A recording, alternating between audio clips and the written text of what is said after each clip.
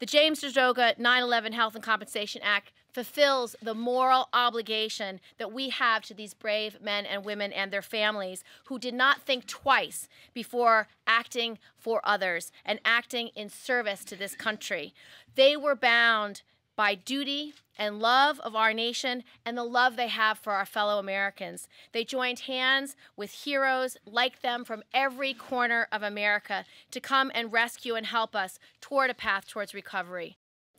9 years ago, no one could have imagined that our nation would ignore the duty of the 9/11 heroes. 9 years ago, no one, absolutely no one, could have imagined that our country would leave these heroes behind.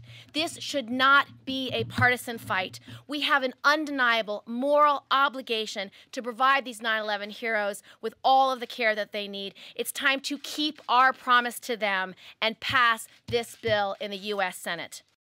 I feel lucky.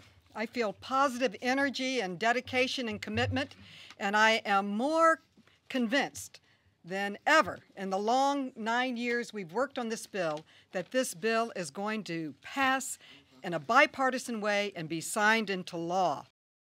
Every United States senator has constituents for whom 9/11 is not history, but an ongoing nightmare that is slowly robbing them of their health, their strength, and in the worst cases, their lives.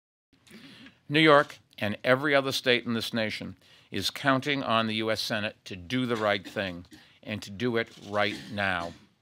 2 months ago, we observed the 9th anniversary of 9/11, and before you know it, the 10th anniversary will be upon us.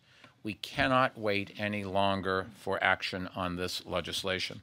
Let us work together, both sides of the aisle, now to ensure that all those who survived the attacks and all those who risked their lives to save others receive the health care they need and that they deserve. This is an American obligation, and we all have to come together and make sure it is an obligation that we stand up to and fulfill. Thank you, Mayor. Great job.